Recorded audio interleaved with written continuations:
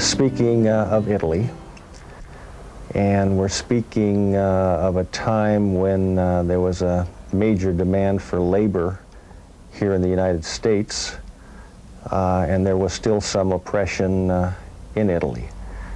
And in a sense, my relatives were mid-level pioneers. There were others who were here from Italy earlier in the 1860s and 70s and 80s, and certainly there were many who came a little later. But they came, I guess because in large part they were imbued with the chances of becoming successful. There's a strong independent streak that ran through them. And in effect, I think they were sold on the benefits of America, California, and Temescal by the relatives who are here already. They left Italy because they had some people that came here in America, and they told my folks that they would write to them and let them know how America was. So they did. They wrote to my folks, and they said that they had a good opportunity here, they had jobs and everything. So my folks, where they lived, they were poor in Italy. They didn't have anything, so they decided to come here. Both sets of grandparents came to Oakland about the turn of the century and settled in the immediate environs of Temescal. On my father's side, there were already relatives who were here, and that was the normal progression. The immigrants from the old country would come to where they had some link, some anchor, somebody who sort of established either a business or certainly a stable residence. Aside from 1 year where I lived in Berkeley and 1 year where I lived in Hayward, virtually all my life has been spent here in and amongst the Temescal neighborhood. Our family moved here roughly 1865, and they came from Piemonte, Italy, on my father's side. And on my mother's side, they moved here in around roughly the same time. And they came from Germany, and we've lived, our family has lived in Temescal all my life. We moved down here from Weed, California in about 1941. It was just, well, 42. The war broke out in December of 41. And we moved down in 41 because there was only lumber where we lived, and they had a strike, and the people, it lasted so long that the people were, there was no other jobs. You either worked in lumber or you had to move. So my aunt and uncle came down here first, and then they called for my dad. My uncle had a job for my dad. Then I came after my dad because I was ill. When we bought the house, some of my friends said, "Oh, I thought you was gonna buy in the hills." I never wanted to live in the hills. I said, "Oh no, I am buying where I can be close to Kaiser, close to the drugstore, and in walking distance of the grocery store, because we are getting older. You understand?" I said, and all the things I need is within my reach: the church, the grocery store, the drugstore, and the hospital. And I am on level ground. When I came, I went to Boston to go to school, and I finished my school in Boston around 79, and I worked for a while over there in a bank. Then I decided to move to the West Coast. The reason I moved to the West Coast is the climate, especially of Oakland and Berkeley, resembles the place where I came from, the city of Asmara. Asmara is the capital of Eritrea. On my paternal side, my grandfather Dominic was a carpenter, largely self-taught. I might add that virtually none of the relatives had anything beyond a third-grade education. However, they were extremely skillful and bright and intelligent. On my mother's side, my grandfather Alessandro was a laborer. He had some tough jobs, working in a coal yard, shoveling coal, digging ditches, on a street gang, head custodian for Capwell, Sullivan, and Firth, which was a first-class department store in Oakland. Both grandmothers paid their dues in terms of the domestic thing. They worked in laundries, they worked for wealthy families helping with their children, as well as taking care of their own, and of course they worked in the cannery. And when they came here, of course they couldn't speak a word of English, so it was very hard. So my father got a job working out in the tracks at that time. You know, tracks, they were putting tracks in for the trains and whatever. And my mother, she was home, but then she got a job in the laundry. So that's the way my folks made their living. So whatever money they earned, they'd have to send it to Italy because they had borrowed money from Italy to come here. Well, the Oakland Scavenger Company, it was started about 1907. And that was down there on Clifton and Cavour. And it was Mr. Ligorio's property. And they rented that. And then they had Mr. Ligorio had 2 bocce alleys there, and they had a rooming house there. And then in the back, he rented the Oakland Scavenger. Oakland Scavenger built the barns. They had the horse and wagons. Each fella had his own routes. They weren't together, but they kept the horses and everything together before they incorporated the company. And each one had his own routes in different places, but everybody didn't have garbage service. They used to pick up garbage 10 cents here, 15 cents there, a month. Like now, my grandfather had a barber shop there, the Star Barber Shop, for years. And people had, the men had their shaving mugs there, and they'd leave them right there in the barber shop. And when they came in, get a shave, they'd use their own, get their own mugs.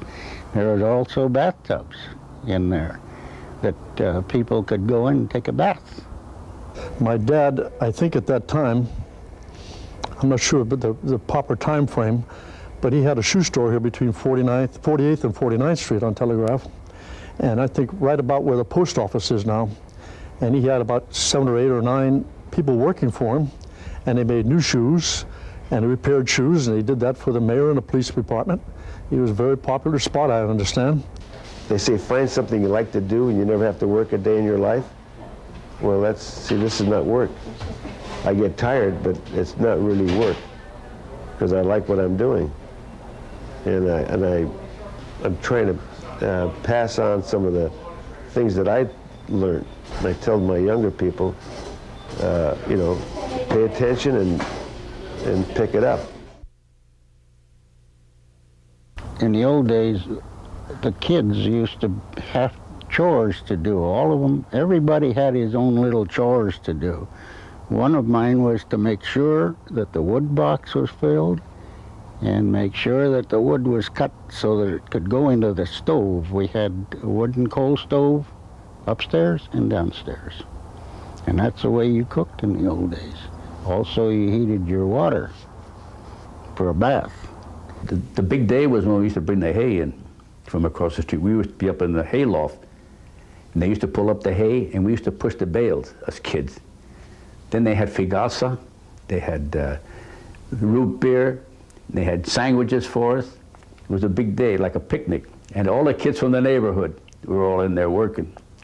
And the older guys, they with the horse and wagons, they'd bring in the hay, and then they'd hoist up the hay, and we'd be up in the loft, and when they put the hay down, now you guys push it over there, and those floors were ton and groove. They were so polished, it's just like hardwood floors. Just the hay used to slide easy, you know. I think we ate more than we worked.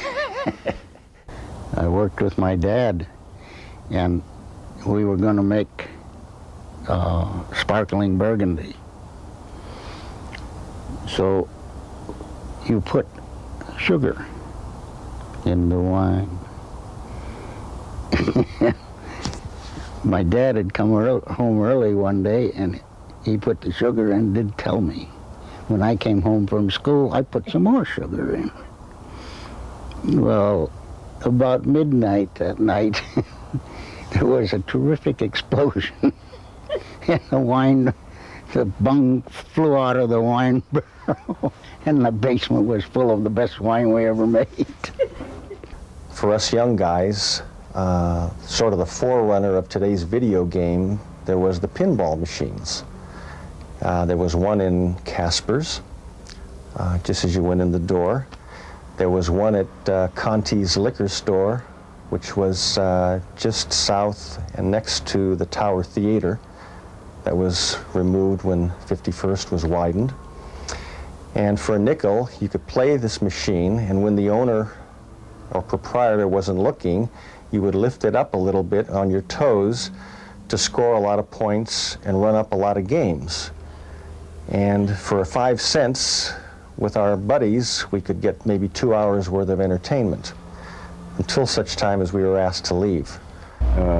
When we was kids coming over here, we couldn't come in here and buy hamburgers, because that was before, that was when black people here used to have to go around to the back. I mean, you follow where I'm coming from? Most of the kids in the neighborhood were Italian, and so those were the sort of the background, the ordinary kids, and the kids that stood out were the kids who weren't Italian. And so I remember an English girl that lived across the street, and I remember a Latvian girl that lived around the corner, and then one Irish girl that lived down the street.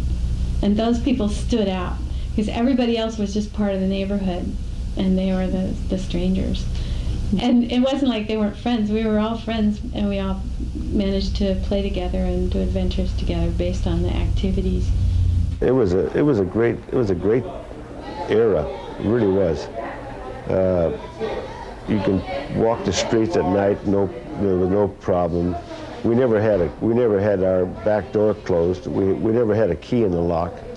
I feel like we had a lot of freedom when we were growing up, and I think that people, just in general, not just particularly to Temescal area, but people in general don't feel as safe and secure. But I feel like we had a lot of people watching out for us.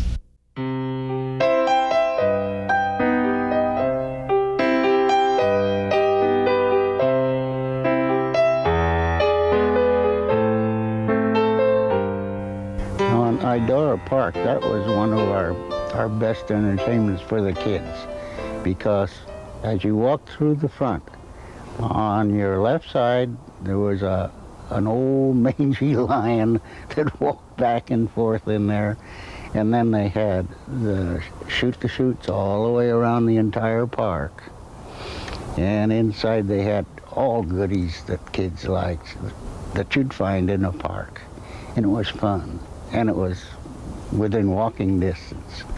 They even had horse races years ago. I remember that. I remember the dance hall they had there, because I used to love to dance at those times. Yeah, I remember that. And, well, they had a little bit of everything. It was a big, big park. And then across the street from the park was Al Swaby's veterinarian. And Al Swaby used to take care of the animals that were there. There was a bear, and a lion, and a monkey. And then every Wednesday it was, after school the kids could go over and watch Al come over and they'd take the animals out and let the kids come close enough to see what the animals were like. Temescal Creek starts in at Lake Temescal, and you could, in the old days, you could walk it all the way from Lake Temescal all the way down to the bay. Yeah, Temescal Creek ran all the way through Temescal underneath, then it came out to Emerville over there by the ballpark. Then the kids used to go through those tunnels, so they put bars. Like where we were on Claremont Avenue, we could go through the tunnel there and go across College Avenue in there, because there was no bars there. We could walk. The water was only about that wide, then you had places to walk. A lot of the creek, Temescal Creek, was open, and we would get into the creek. The way Steve and I would do it is get into the creek and walk upstream, because it was like, where does it come from? We knew where it was going, it came right here. But we wanted to know where it was coming from. So we did a lot of adventures like that, and we even went through some culverts and into some people's yards, you know, just, we stayed in the creek. When it used to rain, they used to open up the gates and they used to flood the creek. The creek used to get about 7 feet high. And then when we were kids, we used to dam up where the tunnel is, and we used to make a little dam. We used to swim in there. And then we used to catch those big suckers, what they call suckers. They came down from Lake Temescal. Just down from Cavour on Redondo, a eucalyptus tree that's no longer there. There is one huge one still there, but there's one that's missing. There was a rope suspended from that. And of course, all us kids would go there and swing across the creek on this huge rope, probably a 3-inch diameter rope. That was always free.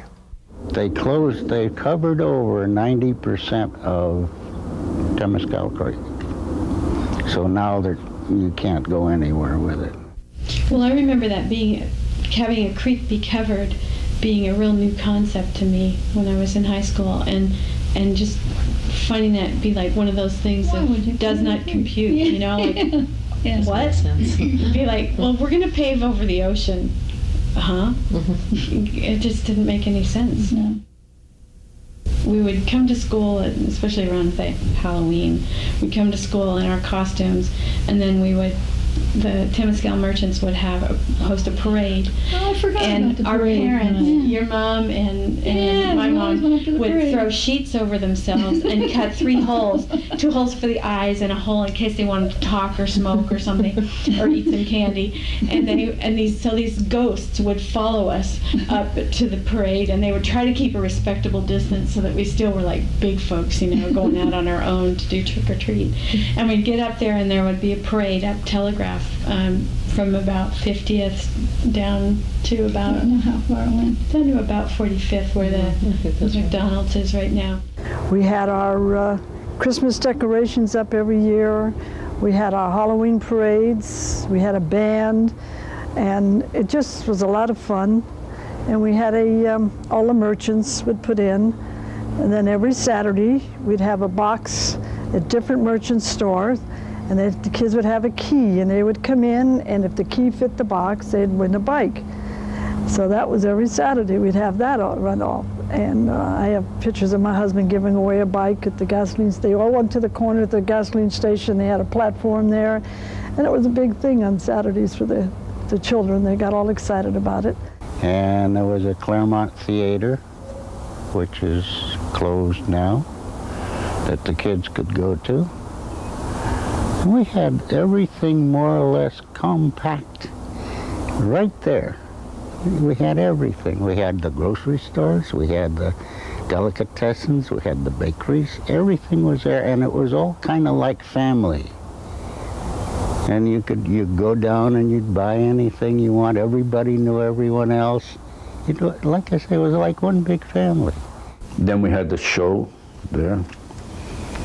We call it the garlic hopper because all Italians went there. They used to eat garlic, and there was silent pictures, you know. And you go on the show, you'd be upstairs and be downstairs, and the guy come down and says, "Hey, Mr. Rippetto, how are you?" They're all howling down there at each other, you know, when the movie is going. It was all like family. Everybody was like family. These 4 or 5 stores on this side of the block, if I remember when I was younger, they were wide open. You know, there was produce stores and meat markets, and it had kind of a country atmosphere. You could go from one store to the other. There was no doors or anything, and everybody, you know, it was just like being in a small Italian town, I guess, and everything was wide open. It was very nice and congenial, and everybody, on Saturday mornings, it was a big deal here. Now, the stores in Temescal were quite different in that when they transacted business, you'd go into the store and it was a family type thing. And you'd, for instance, at the Genoa Delicatessen, you'd go in and you'd say, I want some mescolanza, or I want some grashing, and I want this and that. And then when it came to pay, you'd barter. It wasn't like now. It was like the old country. When I came to work for Geneva, Vern's shopping center was just about on the site where we're at now, and that was a big thing in those days. Vern's had a kind of a big supermarket. They had a meat department, and they had a liquor department and a vegetable department, and they brought in a lot of new businesses in the area. You could go in there and just about get anything because they had like a hardware place in there, and then they have like notions, and you could buy material and stuff, and it was just like the family store.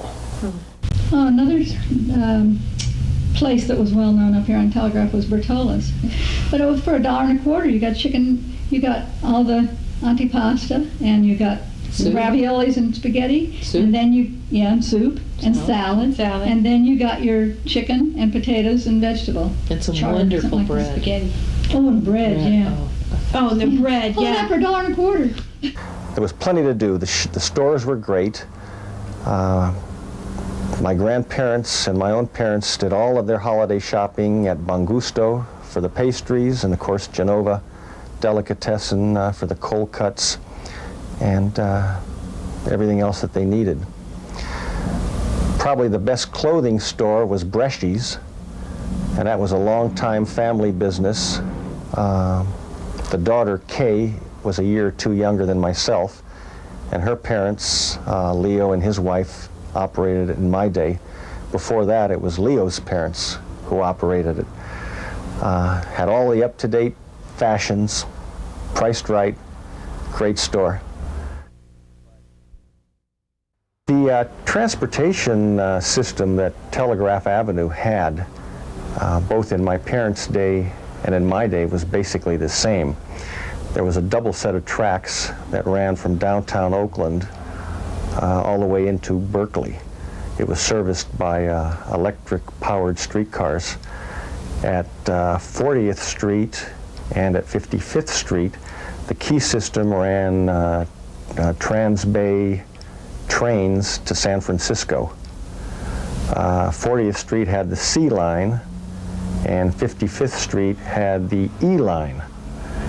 So it was really a great area to get around in. The prices were even very, very reasonable, even in my day, to utilize either the trains or the what buses came into effect in 1948, but up to that time there were streetcars. Where the new shopping center is, right there, that used to be the car barns. And you could get a streetcar and you could go all the way to Berkeley, or you could go all the way downtown, Nickel. When we were kids, we used to have the train stop in front of our house. Then went to San Francisco. So we get 3 or 4 families together, and we used to bring lunch baskets. And we get on the train, and only with 22 cents, and we go all the way to San Francisco to Golden Gate Park and have a picnic. We had a lot of fun in those days. Fleischacker Pool, we would go over there. You didn't have to have a car. It would be well to mention the Oakland, Antioch, and Eastern Railroad, which later evolved into the Sacramento Northern. This was an electric-powered, that is overhead wire, electric-powered interurban system for carrying one line carried passengers, and they also had a freight portion to it. And then on Sunday, sometimes we had nothing to do. This is after I was out of high school, before they stopped the Sacramento Northern. We used to pay $1. We used to go all the way up to Chico, round trip, just for a ride. We used to get it there on Shafter and College. Their headquarters was down there on 40th and Shafter. It ran up Shafter and crossed College Avenue, went in back of the present Chabot Elementary School, went by Lake Temescal, and then headed over to Shepherd Canyon, went through a tunnel in the Oakland Hills, exited at a place very close to what is now present Canyon, ran by St. Mary's College, and went into Lafayette, Walnut Creek, Concord, Bay Point, and by a special ferry, train ferry, crossed the Carquinez Straits and then shot out the Delta. It was a magnificent system. Passenger service terminated in 1941. Regrettably, I was never able to ride it. The freight system lasted, I believe, until 1957. And us kids many a time would hitch a ride on the freights as they were going up Shafter because it just crawled. It was very, very slow. That's a steep grade in terms of railroad power. One doesn't normally see that, you know, if you're walking or in a car. My only regret is that I never stayed on it long enough to take the whole ride. The train was offset. It wasn't in the center of the Shafter Avenue. It was offset. And there was a yellow line on the side, and you weren't supposed to park over that yellow line, and a lot of people did. And so the train conductor would give 3 blasts. He would give 2 short blasts, and then he would give a real long blast. And if he gave that long blast, it meant he was going to go anyway. And you would get a stripe up the side of your car. And so every time we heard the train whistle, it was like, we gotta go see it, we gotta go see it, whose car is it? And so we'd go running out there.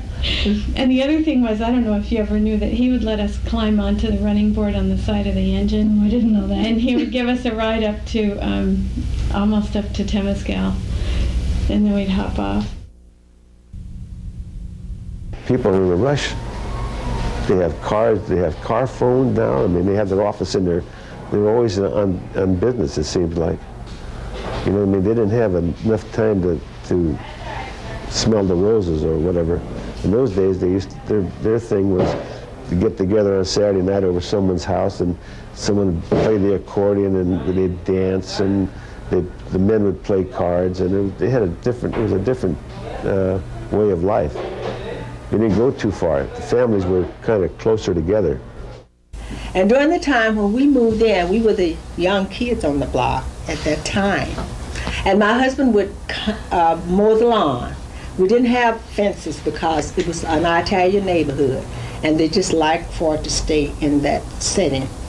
So we all agreed that we wouldn't build a fence or have anything like that.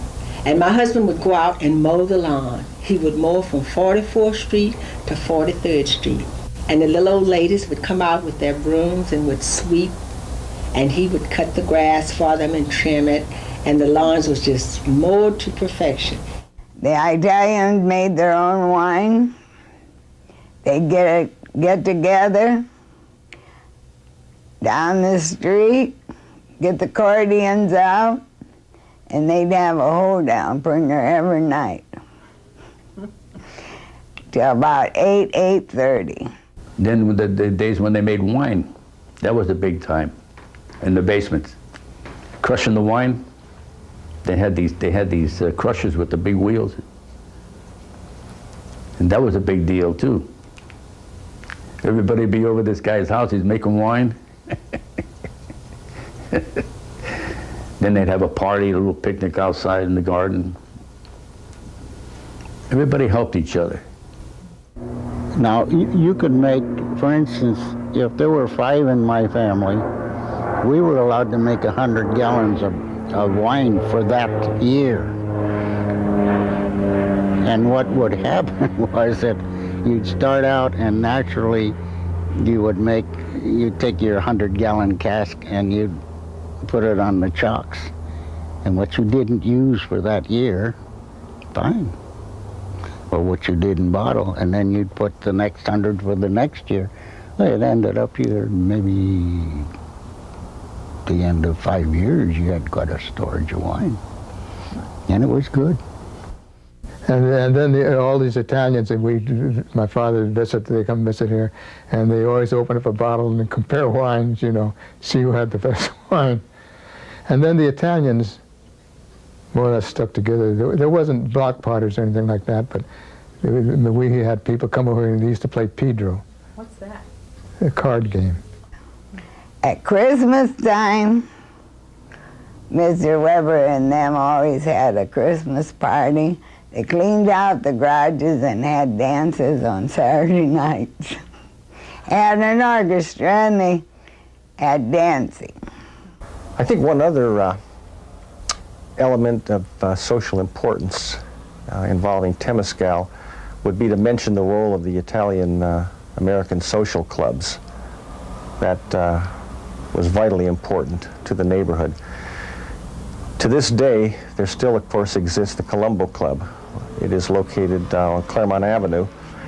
They've been in that clubhouse since 1951, and they today have, as I understand it, over 1,000 men members and approximately 400 women members in the Women's Auxiliary. There was also, in 1934, the emergence of the Liggery Club, whose building still stands, albeit abandoned, on Shattuck Avenue. I believe it's 48th.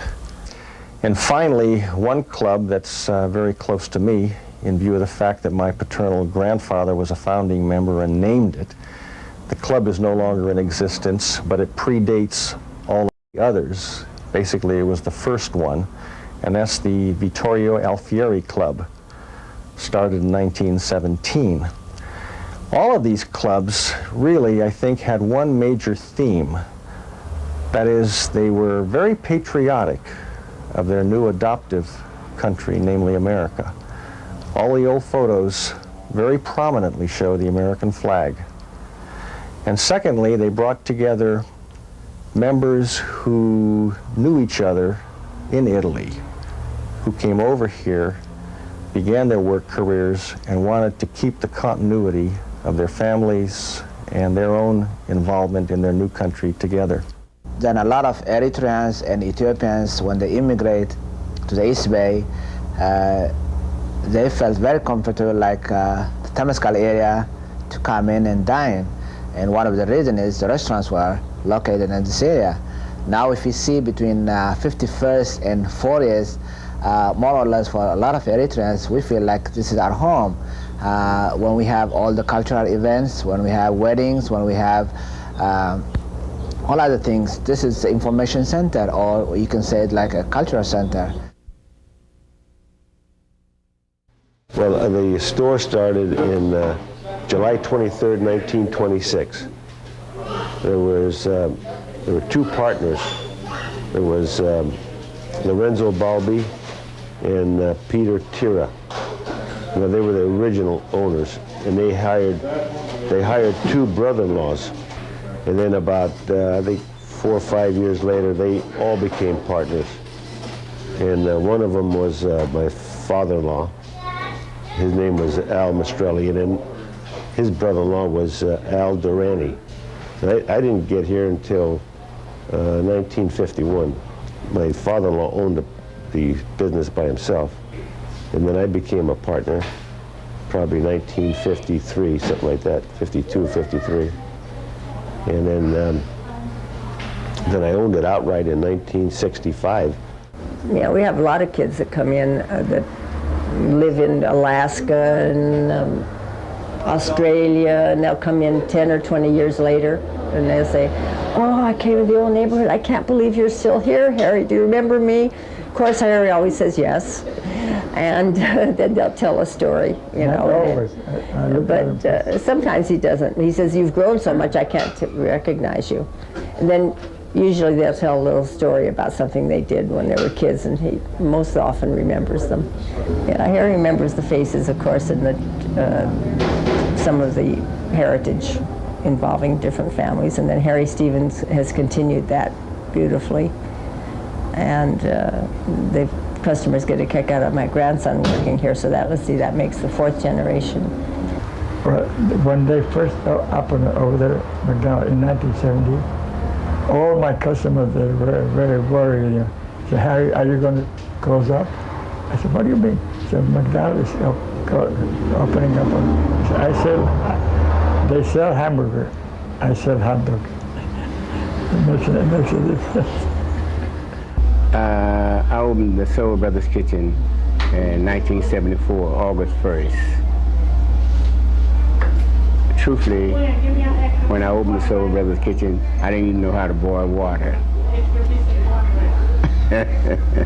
I'm being truthful. But I cooked 5 years in New Orleans, so that's where I actually learned how to cook Cajun food and soul food. And I did that for 5 years. So now I'm out there on my own. I moved here in '83, and I started working for a financial service here in San Francisco. I met my wife, then we decided to open a restaurant. The reason of that is my wife, she grew up literally in a restaurant business and hotel business, and we opened this place in October '85.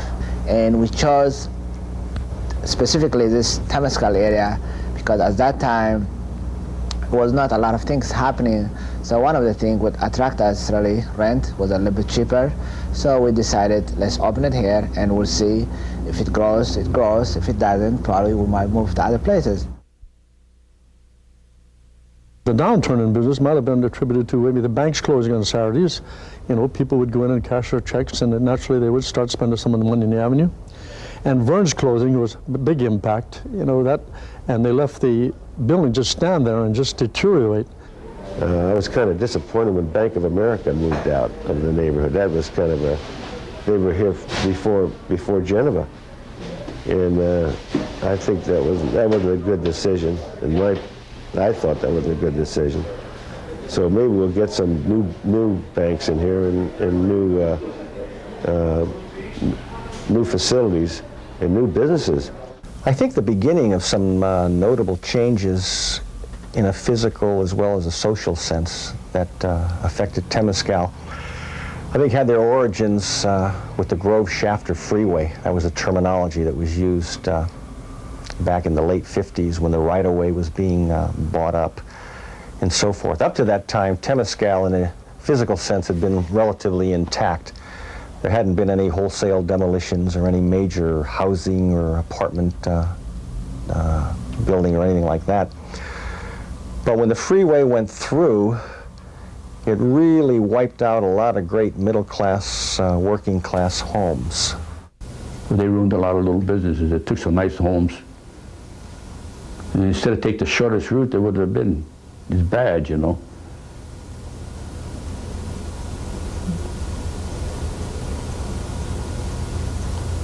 Would have come around there by, what is it, Claremont Hotel, back in there.